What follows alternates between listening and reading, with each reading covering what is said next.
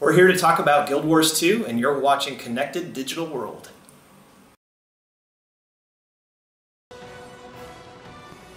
Guild Wars 2 from NCSoft may only have been out for around 6 months, but already it's become incredibly popular. We recently got to sit down with Colin Johanson, who's the game director on Guild Wars 2, and we talked to him about the future of Guild Wars, cheating, merchandise, and a few other little interesting things. Enjoy the interview. So, would you like to introduce yourself and tell us what you do? Sure, yeah. I'm Colin Johanson, and I'm the game director for Guild Wars 2. Okay, so what does the game director actually do there? That is a great question. It's actually kind of a new role at our company. We just created it about 6 months ago, right about when the game released. And really for a while we were kind of defining what that role is, and really by kind of the end of the year we've got a clear picture of that now. And so going into 2013, what the game director is basically responsible for doing is sort of setting the vision and the course for where the game is going in the future. So defining what do we want to do with the world, what do we want to do with our game, what are the areas that we want to try to innovate on, and what teams are we going to have that accomplish that. So it's kind of taking a bigger picture of Guild Wars as a whole and setting up, these are the goals that we want to accomplish, and then handing those to the teams and saying, here's the bigger picture of what we want to get. You guys are the creative ones. Come up with awesome stuff that helps us get there. And so it's been a lot of fun. You know, these last couple months in particular, really letting the teams go out and have a lot of creativity and a lot of chance to innovate and create cool stuff that, you know, in the past maybe some of that wasn't necessarily, the power wasn't in their hands. And so we're really trying to do that a lot more and challenge everybody in ArenaNet to really solve issues and let them all get involved in that. So. Wow. So obviously Guild Wars has only been out around 6 months, and it seems to have hugely taken off and become very popular. Were you surprised by just how popular it was? Yeah, I think that we had, you know, certain expectations of how we thought the game would do, and certainly we thought that, you know, it would do better than Guild Wars 1, and we were really excited to see what would happen when we got it out in the market. But every month as the game got closer and closer to releasing, the hype kept building bigger and bigger, and I think it's done more than I think we ever imagined it could do, and that's really humbling. It's really exciting to see, you know, when you put 300 people put 5 years of their lives into anything, you always want it to go well, and it's kind of our baby that we put out there to everyone, and it's been really exciting to see the game do so well. Has there been any sort of challenges or issues that you guys have faced over and above the normal sort of getting a game out there that you've had to really work on over the last, say, 6 months? Yeah, there are a ton. You know, I think the biggest thing for us is transitioning from a company that did nothing but make a game and spend 5 years with basically, you know, we really didn't have that many deadlines. It was very open-ended. It was take the time you need to work on projects, play around with it, innovate. If systems aren't working, throw them out and start all over again. And really we got to spend 5 years doing that. And the day we shipped, our company went from a company that produces one game to a service company that every month needs to provide a service to all their users. And that transition is really tough, especially to do it on a dime with 300 people. It's like trying to take the Titanic and get it to dodge the iceberg that's coming right towards you. I think the first couple months after we came out, we've learned a lot of lessons about how to build content that goes out in the live space that people are really excited about.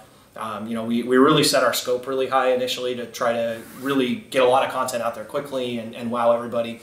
And I think we've settled in at this point where we know, let's work on the stuff that is really good for our game. Let's take the things that, you know, Guild Wars 2 really shines in these areas.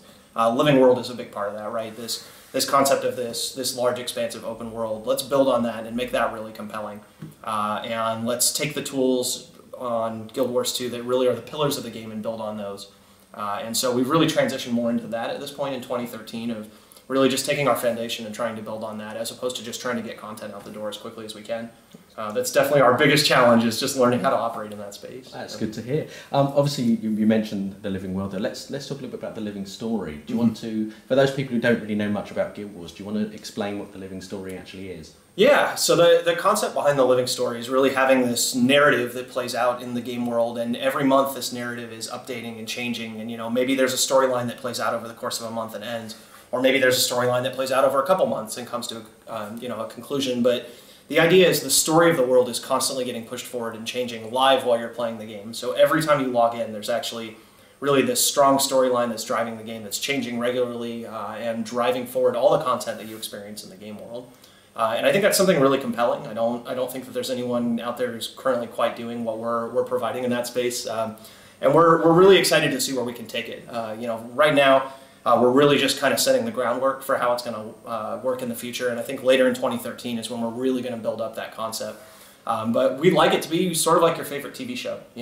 Every week there's a new episode, or every month there's this episode that's constantly changing. And occasionally you get sort of this big movie experience as well with really big pieces. But we want you to be able to come back in every week and experience something different and have these characters in our world that are building and have true story arcs that play out across these really living narratives that you get for no monthly fee and you get for free as part of the game. And we think that that's a big part of what Guild Wars 2 will be in the future. Obviously, you've released at the end of January Flame and Frost Prelude. Mm-hmm. So, do you want to talk a little bit about that? Yeah. So the Prelude, the first couple months of this is really kind of us getting our feet under us to start up this concept of the living story. We've always had this idea of having a really strong living world in Guild Wars 2 and having this story that always changes. Every time you log in, you can experience something different. That's a big part of what I think Guild Wars 2 can be. But the idea of really having a living story that plays out over the course of that is something that just recently we really came to the conclusion that that's where we want to go in the future. And so our Flame and Frost Prelude release in January kind of lays a little bit of the groundwork for that. There's teasers of the storyline that's coming. There's refugees that are pouring into 2 of the major capital cities in the game. You can see steam vents that are starting to rise up in some of the areas, and it's making it snow abnormally. Things like that. So just little teaser content. There's some warning signs for refugees. And each week it's been slowly changing. The world has, artwork has been changing. Slowly refugee camps are getting bigger. More and more people are pouring into them. And it's a lot of subtle details. It's really interesting to go on like some of our fan forums, and they've actually been recording each week the things that have been changing. And it's really neat to see them picking up on those little subtle details. We really wanted to see if they would do that. So I think that's a great sign for the future for us. I think we want to make these storylines come out faster down the road. Right now it's building a little slowly just because it's something that we're just starting to do. But in the future I think that the teasers would come out a little bit faster and we would build up the storylines quicker. But yeah, it's really building up the story of what's going on in the mountains and on the edge of the mountains. And how is it affecting the Norn and Char races in that area?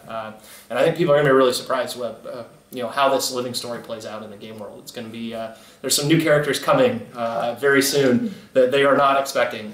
It'll be really neat to see those get introduced to the players, and in particular in our March release. Okay. In fact, can you tell us anything about the March release or the new characters, or is that still a bit kind of like don't ruin anything? The February release is the big one coming in just about another week here. So for now, I can say that February kind of builds on the teasers and expands that a little bit to build that story more, to tell you really more about exactly what's going on and give you a little bit more playable content. March is really where the meat of that stuff comes available as we really get into the kicking off that live story concept. So I can't talk too much about March yet. I'll just say that we're going to introduce some new characters with March that really set the tone for what Living Story will be in the future. And month to month with our releases, I think March is a good example of how Living Story will play out in Guild Wars 2. You're also releasing maps on your map, so you've got the new Spirit Watch PvP map. Do you want to tell us a little bit about that? Yeah, Spirit Watch is really interesting. It's I think traditionally with all of our maps in PvP, we've had sort of the capture point concept, the conquest mode, and then there's always some sort of secondary mechanic that goes with that. So there's the siege, catapult, or the underwater map has the shark frenzy. And each one of these different maps, there's the heroes you can kill for extra bonus points. They all have sort of a bonus secondary mechanic that changes the gameplay up a little bit. Spirit Watch is the first map where the secondary mechanic really almost is the main mechanic, and the capture points is sort of a secondary thing. So Spirit Watch is really more of a capture the flag style map. There's an orb that drops in the middle of the map, and you can pick the orb up, and if you bring it back to any of the capture points, you get a bunch of bonus points for it.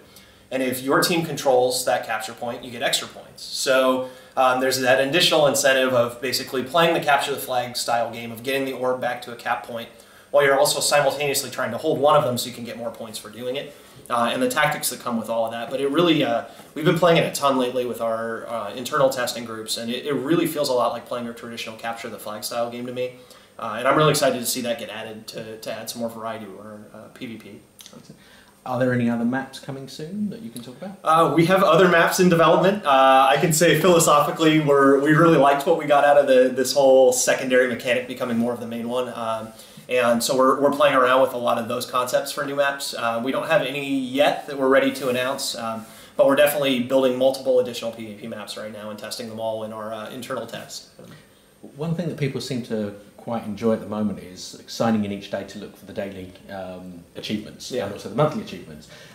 What made you sort of introduce that sort of level of, well, achievement, really? I think that comes from, most importantly, that's something really aimed at our core base, which is a group of players that really only has X amount of time each day they can play the game. And I think, you know, for us, for Guild Wars, we really want those people to be able to feel like in an hour they can log in and they can really accomplish something. They can feel like, I got to play the game for an hour tonight, you know, I have kids, I have a life, I have stuff that prevents me from being able to play this game 6 hours a day. And there's one very strong, cohesive goal that every day they know that they can accomplish, if they can play the game for around an hour. And our daily achievements provide that. And I think that we've always had them. They've been a nice bonus. We wanted to make those feel a little bit more rewarding. The laurel system is a big part of that. A lot of the more powerful rewards in the game, especially when we added the Ascended gear, you had to get those as random drops. And so some people would get really lucky and get those really fast. Other people weren't getting as lucky, and so it could take them a really long time to earn those items or get those rewards. And the laurel system for completing your daily achievements and monthlies also gave you kind of a clear timeline where you could say, I know I can play an hour a day to get my daily achievement, and I can play this long, and I will eventually get this reward no matter what. And we wanted to have more of those things in our game as well, because I think that fits in with sort of the style of rewards of what Guild Wars is all about, of, you know, respecting people's time and trying to make them feel rewarded for the stuff that they're doing. And that's really important to us. And, you know, for the daily achievements, I think right now they feel they're fun. You get the chance to go out in the world and do different stuff, but they're not very directed yet. And one of the reasons that we can't do that is because you have to complete all of them, we need to send you goals that you can complete anywhere in the game. So we couldn't give you an achievement that's like, go to this specific map and complete these events, or go do 3 jumping puzzles today, because you may not be a good enough player to do jumping puzzles, or you may not be far enough in the game where you can find that many. You may not be able to get to the map where those events are. So what we're doing with the February release is to get your daily achievement, we're going to let you pick from a list of 9 or 10 achievements and say, do 5 of these and you'll get credit for your daily. And in doing that, we can make them much more specific. So you're going to see with the February release, I think we had about 20 or 30 new achievements, somewhere in there. And a lot of them are very specific things. They'll be like, you know, go do 3 jumping puzzles. And so people who like that style of gameplay, they can go pick out wherever in the world they want to do that and do their favorite jumping puzzles to get credit for their daily. There'll always be enough stuff on there so that world versus world players can get their credit for the day. But really, we're trying to mix it up. We're going to send people to go play Norn Keg Brawl. Will be one of the daily achievement things. So they'll be like score goals or get assists in Keg Brawl. And as we add more mini games to the list, we'll keep rotating those in. So hopefully down the road we get this really nice rotation where, like, maybe we have, you know, 4 or 5 or 6 mini game activities in the game, and every week you're getting sent each day of the week to a different one of those. So, you know, Tuesday is Keg Brawl night, and everybody knows that's the night where they're all going to go play that game type. But that's what we're hoping to achieve with it, is really sort of a sense of, you know, population centers and moving players around and really getting them out in the world to explore all the content we've got. Excellent. For Valentine's Day, you could buy a bouquet of roses in the gem store. 2 questions there. One, was that very popular? Did people buy lots of bouquets of roses? And are you going to do similar things for other events throughout the year? Yeah, it definitely was popular. A lot of people bought roses. There was definitely the comment that they'd like to be able to send them to people in the future, and so that's something that we're going to work on tech-wise. We knew that, we just didn't have the technology ready to do it yet. But down the road, we'll get a system in so you can send specific gem items to other people if you want to. But yeah, we definitely want to do more of that. I think one of the things that you'll see from Guild Wars in the future is Valentine's Day was probably the smallest thing that we've ever done for a holiday, just adding items to the store. We're trying to do a lot more bigger stuff for holidays. You definitely saw, like, Halloween and Christmas this year. The teams working on that stuff went over the top. I was blown away by how much they accomplished for each one of those holidays. And we want to celebrate more holidays in Guild Wars 2, especially in 2013. And we're going to look more towards global holidays as well, not just, you know, sort of Western holidays. So maybe you're going to see some of the holidays that are specifically celebrated in the East get added to the rotation game-wide, things along those lines. But definitely we want to do more with holidays in general in the future. Excellent. I look forward to seeing that. You've got 2 characters named after you in the game, I hear. I found that out last night when I was doing a little bit of research. Was that a little bit weird, or? It was a very nice compliment from some of the designers on my team who put those characters in the game, and they snuck them in there and gave them some very nice dialogue. So. Did you know about it before, or did you happen to come across it, or did someone tell you about it? I stumbled across them in game. Yeah. That's cool. So let's talk about the loot system again. Yep. Recently there have been some issues with the loot system, with people saying that it wasn't fair, and you guys obviously have investigated that and you're rolling out the fix. Do you want to tell us a little bit about that? Yeah, we had a couple different things come up. So in our November patch, we had a lot of comments afterwards where people were saying, well, after the November release, it seems like I don't get as much loot anymore. And anytime a large amount of the player base raises a concern like that, it's really important to us. And unfortunately for us, we didn't really have the data infrastructure in place to actually be able to do that much research on it. And so basically it took months for us to build out a team, build all the support, and get everything in place so we could actually start researching absolutely all the data required to figure out what was going on. And we went in and we looked at everything, and what we found was nothing had changed in our November release that should have made loot drops negatively affect. If anything, everything in the November release actually made loot easier to get. And so we continued to research from there, and we ended up finding one really key fundamental issue on everybody who had reported problems about loot, and that was they tended to be fighting creatures and not getting full kill credit for them. And so we looked at the rules for that, and what we found is that the rules for getting credit for kills was not as open-ended as we wanted it to be. It was a little bit restrictive. And so what that meant was certain professions who played more support roles, or players who were like running around rezzing people in combat, things like that, and not doing as much damage, they potentially weren't getting qualification to get loot off of a creature. And that really kind of goes against what Guild Wars is all about, right? It's this concept of everybody can work together to kill a creature, and everybody can get credit for it if they all actually participate. So we're going to fix that with the February release. In doing so, it means it'll be a lot easier for people to get loot off of creatures with a lot of health in particular, or people who play support professions, be a little bit easier for them to qualify. It is still possible if you don't do enough damage to qualify for loot from a creature, but that's in place to prevent people from like running around and doing 2 hits on a creature and running to the next one, hitting it 2 times so they can get credit for everything. We don't want to encourage that type of gameplay, but yeah, this should help a lot. I think in combination with that, we've also evaluated some of the places in the game that we felt like could be more rewarding, and we've actually gone back and added a lot of new rewards to those spots with the February release. Some of the really big event chains, the big treasure chests at the end, will now guarantee a little bit better loot than what they were giving before. So hopefully some of those spots that are already really popular for players and things that they really enjoy doing, we can make those feel a little bit more rewarding in doing that. So that's really what we're trying to accomplish, and I think if you look at the last couple months, what we've done with rewards, we've also tried to take a lot of things that were very random luck based, and we're trying to provide other ways to earn those over time as well, and we'll continue to do that throughout the year.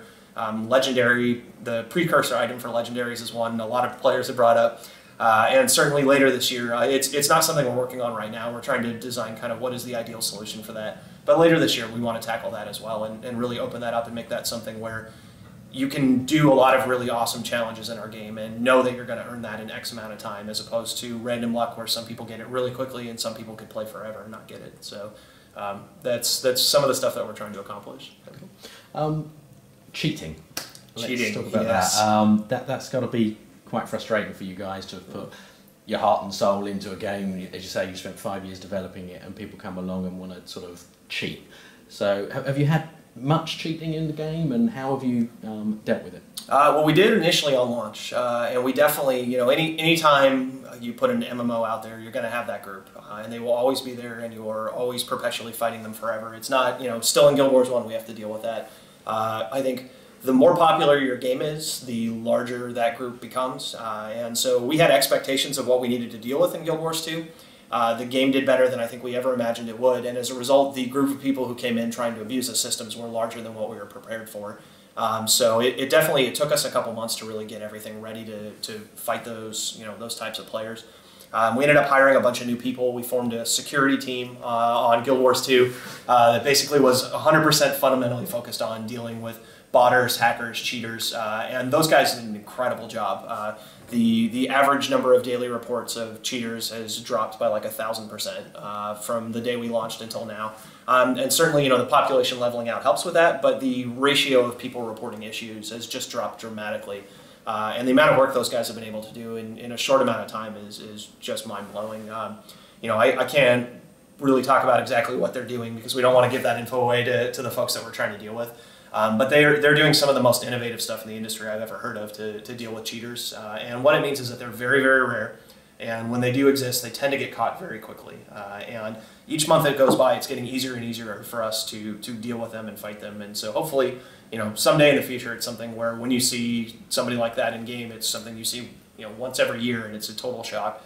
We're slowly building towards that. But yeah, I think it's very rare in game now, and it's really nice to be able to say that. Yeah. Merchandise. There's some really cool merchandise, obviously, for Guild Wars 2. Is there anything coming out soon that you can talk about that's new and different? I actually don't know. I'm the wrong person to ask about that. I think the business team is still working on figuring out what all they're trying to do merchandise-wise for the game. But I'm hoping for a Quaggin plushie at some point. That's number one on my list. Hopefully we'll get that. You heard it here first. Hopefully we'll get that. I don't know if anyone's working on it, but that's the one I keep asking for. We'll hold you to that. Yeah, that's true. You're the game director. Make it happen. So let's round this off. Is there anything else that you can tell us about what's coming up for 2013 for you guys? From a holistic standpoint, there's a lot of different areas we're focused on. I think for World versus World, we have a lot of really exciting stuff we're going to try to do later this year. Certainly addressing some of the major issues in World versus World is one of the big things on our plate of, dealing with culling is a big part of it. So you can, we can have these massive 100-person, 200 people fights, and you can see every single person in the fight, or depending on how good your machine is, potentially you can at least see their nameplate, so you can see that all these people are out there. That's a really big one for us, trying to make the gameplay in World versus World even more exciting and more compelling than it currently is. And that area is already really popular. In some of our big servers, there are huge lines to get in, and we want to address that also and make it so everybody can play World versus World at some point. So we're looking at some innovative solutions for that for later in the year. And then really just building on the things that make Guild Wars 2 successful. I think that concept of Living World is really compelling. I think it's something that there isn't really a game out there that's offering that. And so the more we can head down that path of making our open world really exciting and diverse and constantly changing and live up to kind of that dream of what Guild Wars could be. So every single map that you log into, every time you log in, you really can experience something unique and different. That's definitely one of our goals of this year, is to continue to really build on the things that make the game successful like that. And then take that concept of living narrative and really take that in a place that no one has seen before. I come from the early days of text-based gaming. That was my first game design job. And I remember these great times where for months at a time there would be storylines playing out in our game. And everybody would get together and they would know these stories, and they'd go on the fan forums and everybody would post like, today I saw the evil boss in this map and this is what she was doing, and those storylines built up. And over the course of a couple months, this living narrative really built out of that all the players were a really strong part of. And my hope is that we can accomplish the same thing in Guild Wars 2, is something that just hasn't really quite been done in an MMO before, where there is these really long storylines that continually play out, and you can catch little chunks of them at a time, and you don't need to be there for an entire year to know what's going on, but you really feel like this game has a true storyline behind it that's constantly changing. And I think that's a big goal for us this year as well. And what's the reaction been from the fans with all the new updates? I think mostly really positive. I think people have been surprised by how quickly we've been able to turn updates around. We've done an update every single month since the game came out, basically at this point. And starting in October, we've done really big updates every month. And that's something that it's really important to us. We want people to be able to look at our game and say, not only do I not pay a monthly fee from that game, but I also get more for my money I'm not paying than any other game that's out there. And that's something that I think we held dear in Guild Wars 1, and in Guild Wars 2 we're doing far more stuff than we ever did in Guild Wars 1 live. And so I think that's really big for us going forward. There are a few areas I think we learned a lot of lessons in the last 3 or 4 months, and we're starting to apply a lot of those lessons to things that we're doing in the future. I think Halloween was a place where we learned a lot, the Lost Shores update as well. We took a lot of those lessons and applied them to the things that we did for Winter's Day, where the event lasted longer. We made it so you could replay content that happened earlier on. I think in general we just made it more inclusive, so everybody got a chance to really experience all the content over the course of a couple weeks. And so we're definitely going to take a lot of those lessons and apply them to things that we do in the future as well. I think every month we're getting better at doing this live update thing, and that bodes really well for where we're headed later this year, because I think we're in a really good place right now. Excellent. And one final question. Yeah. What's your favourite character? Oh man, My favorite character is Tybalt. I love that guy. I'm not going to give spoilers for people who haven't made it as far as in the story as they will someday, but I'll just say that I absolutely love that character. He's fantastic. Excellent. Thanks for your time today, Colin. Yeah, absolutely. Thanks, Ian.